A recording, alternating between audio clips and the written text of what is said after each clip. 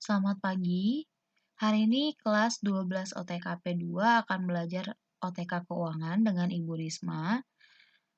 Untuk pertemuan pembelajaran kita yang pertama hari ini, Ibu persilakan kalian menyiapkan pensil ataupun pulpen ataupun buku tulis untuk kalian mencatat pembahasan materi dan juga soal yang akan Ibu berikan selama video pembelajaran berlangsung. Jadi, silakan kalian persiapkan semuanya. Sebelum kita belajar, juga kita berdoa dalam hati kita masing-masing agar pembelajaran hari ini boleh berjalan dengan lancar. Amin. Jadi, anak-anak Ibu masih tetap semangat belajarnya. Kita akan mulai pembahasan OTK keuangan kita hari ini. Di sini Ibu tampilkan ada kompetensi dasar dari 310 sampai 314. Kemudian di halaman selanjutnya 315 sampai 318.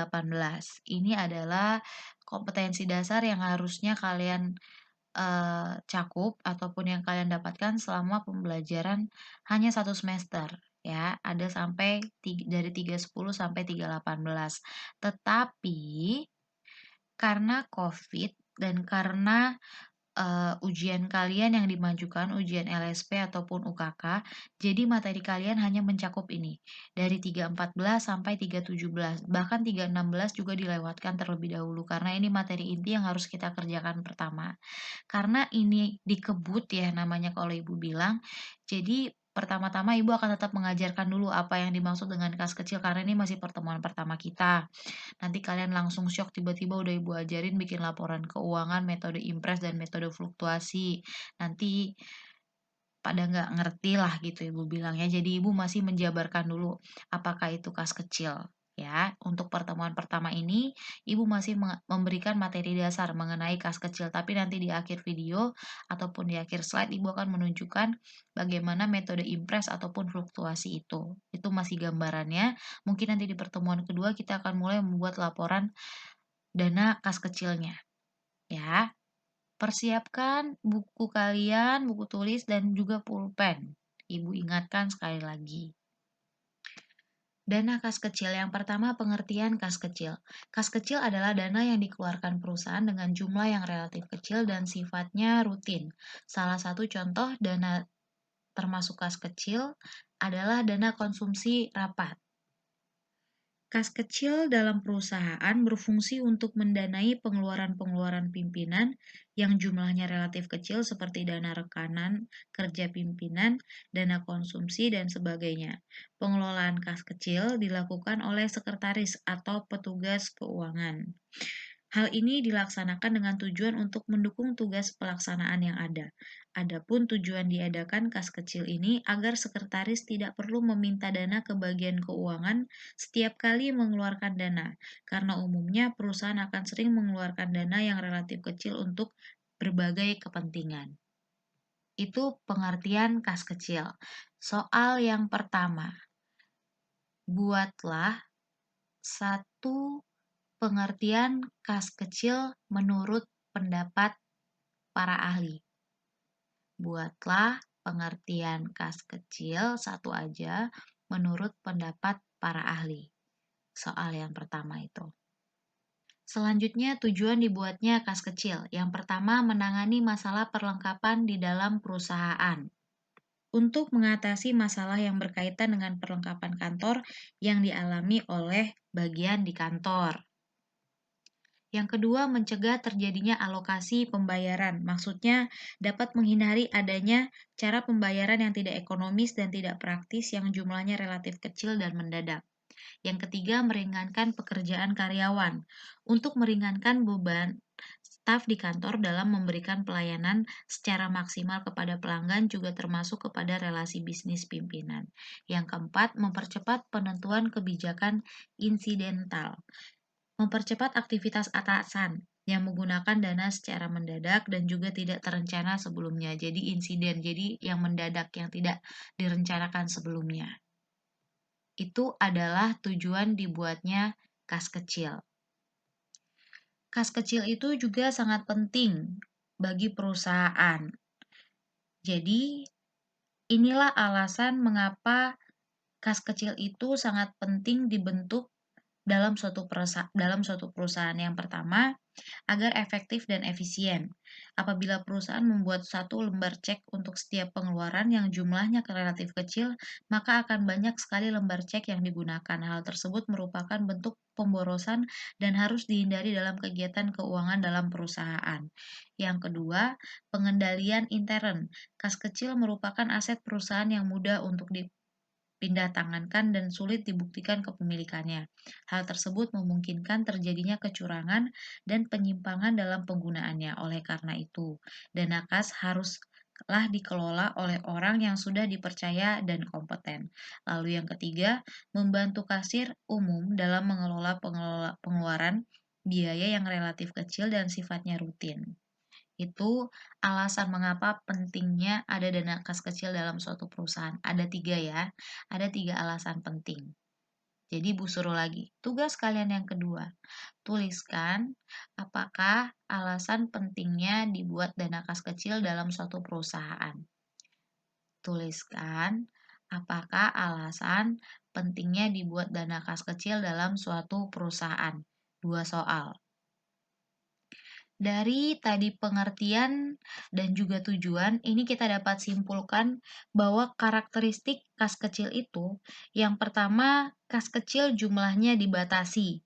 Dalam arti porsi atau besarnya kas kecil tidak kurang dari jumlah tertentu yang telah ditentukan oleh pihak manajemen perusahaan. Misalnya ditentukan oleh perusahaan, kas kecil itu berjumlah 5 juta. Itu contohnya, jadi sudah ditentukan. Yang kedua, kriterianya adalah kas kecil merupakan kas perusahaan yang berfungsi untuk membiayai transaksi-transaksi perusahaan yang kecil dan bersifat rutin setiap harinya. Yang ketiga, kas kecil disimpan di tempat khusus seperti di cash box atau di dalam sebuah amplop.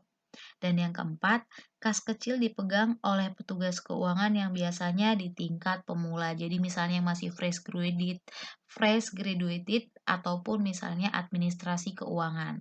Itu. Jadi ada 4 karakteristik dari kas kecil ya. Tugas lagi dari Ibu yang ketiga. Tuliskan 4 karakteristik dari dana kas kecil. Udah 3 soal.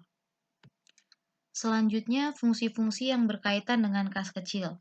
Yang pertama ada fungsi kas. Fungsi kas artinya kas kecil bertanggung jawab untuk mengisi cek, meminta otorisasi terhadap cek, menyerahkan kepada pemegang cek ketiga proses pembentuk dan pengisian kas kecil.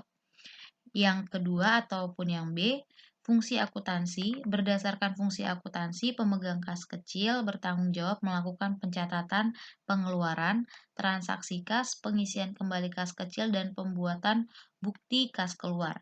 Yang C, fungsi pemegang dana kas kecil.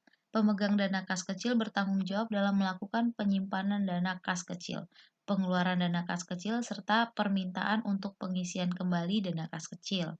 Yang D, fungsi yang memerlukan pembayaran tunai, artinya bertanggung jawab dalam aktivitas kas kecil, kemudian mempertanggungjawabkan pemakaian kas kecil ini kepada pemegang dana kas kecil.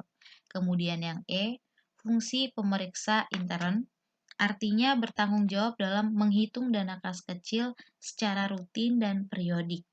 Itu adalah penjelasan mengenai fungsi-fungsi yang berkaitan dengan kas kecil. Dari sini juga tadi dari fungsi kas bisa kita simpulkan ataupun bisa Ibu jelaskan di sini sumber dana kas kecil dari perusahaan ada dari berbagai sumber ya. Adapun sumber-sumber penerimaan kas dalam perusahaan. Yang pertama ada dari penjualan atau emisi saham. Yang kedua, adanya penambahan modal dari pemilik perusahaan.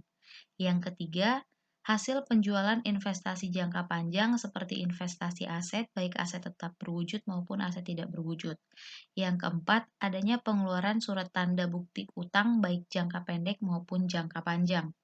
Yang kelima, adanya penerimaan kas dari biaya sewa. Yang keenam, penerimaan kas dari bunga dan dividen. Dan yang ketujuh, laba dari operasional perusahaan. Tadi ada Ibu katakan penjualan atau emisi saham. Soal kalian yang selanjutnya, yang keberapa itu yang keempat. Apakah yang dimaksud dengan emisi saham? Udah 4 soal ya dari Ibu. Selanjutnya kita masuk ke materi baru, yaitu manajemen kas kecil. Di sini manajemen kas kecil terbagi menjadi 4, ada pertama manajemen kas, yang kedua perencanaan kas, yang ketiga pengendalian, penerimaan, dan pengeluaran kas, yang keempat pokok-pokok sistem pengawasan intern terhadap kas untuk melaksanakan transaksi-transaksi kas. Jadi di sini ada 4 inti pokok yang akan kita bahas dari manajemen kas kecil. Yang pertama, manajemen kas. Manajemen kas dalam melakukan kegiatan pengelolaan kas, banyak pilihan yang dihadapi manajemen. Di satu sisi, agar dapat meminimumkan resiko insolve ataupun masalah yang tidak dapat diatasi, maka manajemen harus menghindari jumlah kas yang terlalu kecil dalam perusahaan. Namun di sisi lain, manajemen dituntut melakukan investasi. Manajemen kas merupakan sebagai pengoptimasian penggunaan kas sebagai aktivitas yang artinya tidak boleh terjadi kegagalan pemakaian dan pengawasan terhadap posisi kas. Ada 2 tujuan manajemen kas yang perlu diketahui, yakni yang pertama adanya liquid dan adanya penghasilan liquid. Artinya tujuannya manajemen harus secara sadar menjaga agar perusahaan selalu memiliki kemampuan membayar atau membiayai kegiatan operasinya. Kemudian yang kedua ada penghasilan, maksudnya adalah setiap pengeluaran perusahaan harus diarahkan untuk mendapatkan kemungkinan hasil yang lebih besar dibandingkan dengan kas yang dikeluarkan. Itu mengenai manajemen kas. Yang kedua, perencanaan kas. Suatu perencanaan diperlukan untuk manajemen kas. Menyusun anggaran kas merupakan aspek utama perencanaan kas. Tujuan perencanaan kas yaitu yang pertama agar keseimbangan antara dana yang dibutuhkan untuk membiayai operasi perusahaan setiap hari agar seimbang. Dan yang kedua, dana perusahaan yang digunakan untuk investasi dapat terjaga. Jadi ada 2 tujuan menyiapkan perencanaan kas.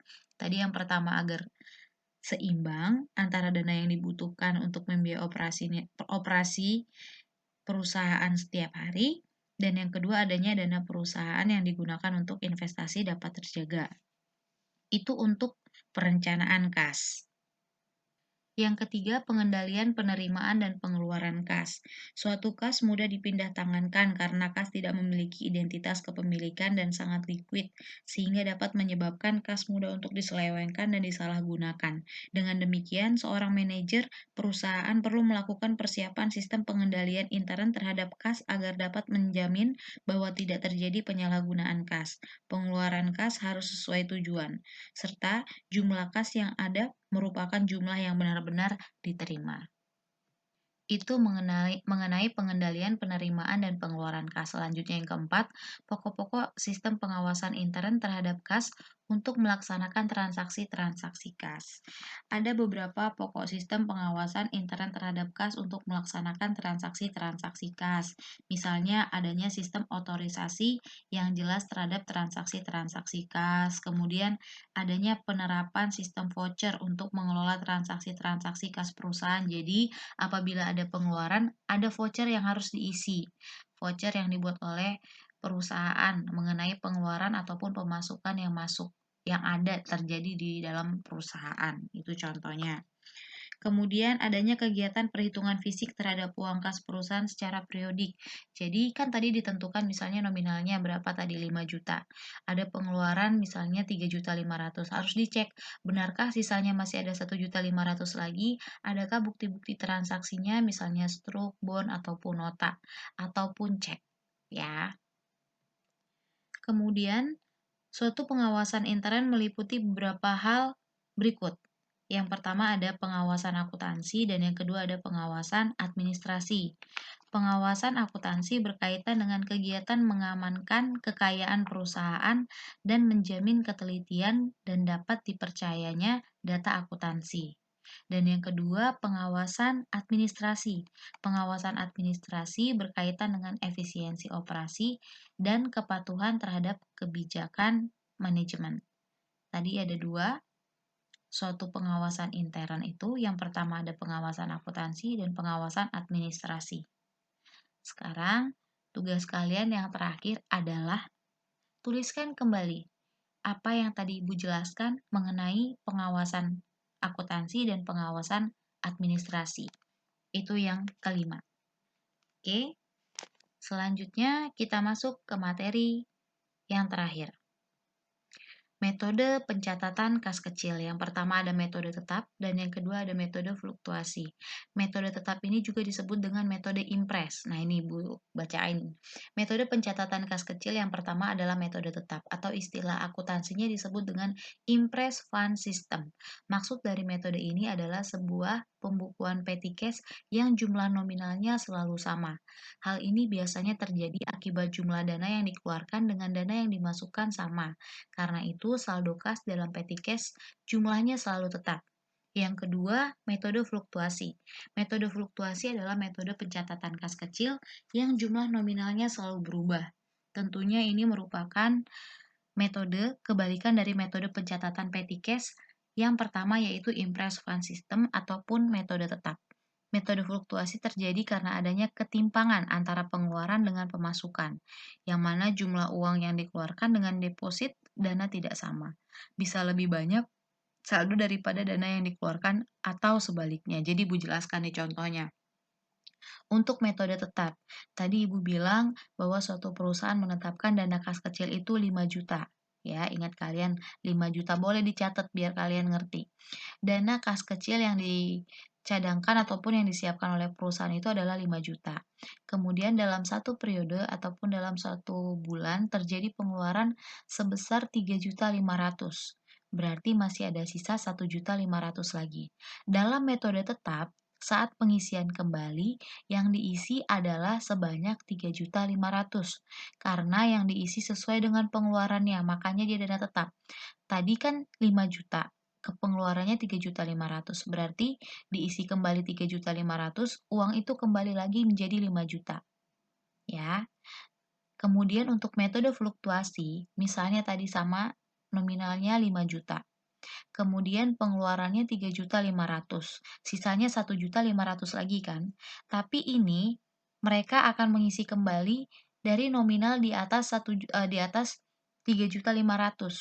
Ataupun dia bisa aja mengisi kembali dengan nominal yang sama ataupun 5 juta. Jadi misalnya tadi, kalian disediakan dana kas kecil 5 juta untuk dikelola dana kas kecilnya. 5 juta. Kemudian ada pengeluaran 3.500.000. Ini untuk metode fluktuasi.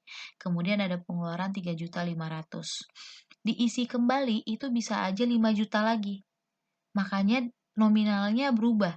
Yang tadi totalnya 5 juta menjadi berapa? Kalau tadi ada sisa 1.500.000 ditambah 5 juta artinya uangnya bertambah menjadi 6.500.000. Sedangkan pada metode tetap, tadi kalau pengeluaran dia 3.500.000 dari uang 5 juta, diisi kembali 3.500.000, maka nominalnya kembali sama, yaitu 5 juta. Tetapi untuk metode fluktuasi, biasanya dia diisi dengan jumlah yang sama selalu, terus-menerus. Jadi misalnya di awal dibuka 5 juta, pengeluaran 3.500.000, berarti masih ada 1.500.000 lagi, tapi diisi lagi dengan uang 5 juta. Maka nominalnya tidak akan sama lagi kan? Maka nanti nominalnya akan menjadi 6.500.000. Kalau masih nanti kurang paham, kita akan memahami ini kembali selama kita pembelajaran sampai sebelum kalian ujian, karena ini adalah materi ujian kalian untuk OTK keuangan. Jadi, tetap semangat. Kalau tidak paham, silakan tanyakan di kolom komentar Google Classroom-nya. Ini semua materi pembelajaran kita. Hari ini dalam pertemuan pertama kita ini masih gambaran pembelajaran. Jadi untuk dana kas kecil untuk pengertian, tujuan, karakteristik, fungsi, Ibu anggap itu sudah kalian pahami, kalian sudah tahu. Ya, kedepannya Ibu hanya akan mengajari kalian bagaimana cara membuat laporan, metode impres dan fluktuasi, bagaimana cara membuat voucher, bagaimana membuat laporan kas kecil nantinya, ya. Sampai di sini dulu Ibu rasa materi pembelajaran kita hari ini. Terima kasih sudah menyimak video pembelajaran Ibu dengan baik. Selamat mengerjakan tugas, selamat mengikuti pembelajaran selanjutnya setelah pelajaran Ibu. Jangan lupa tugasnya dikerjakan. Ingat, tonton dulu videonya baru dikerjakan tugasnya. Kalau kalian nanti nonton video, silakan tulis nama kalian dan kalian katakan hadir. Tugas kalian buat di buku latihan, kemudian foto dan upload pada laman tugas yang sudah Ibu sediakan pada pertemuan pertama. Ya. Apabila ada yang tidak kalian pahami, silakan tanyakan pada kolom komentar di Google Classroom. Di YouTube itu hanya untuk menyatakan kehadiran kalian telah menonton video pembelajaran.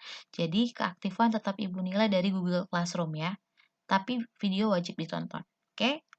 Oke, nah. Terima kasih, selamat pagi, tetap semangat, salam sehat.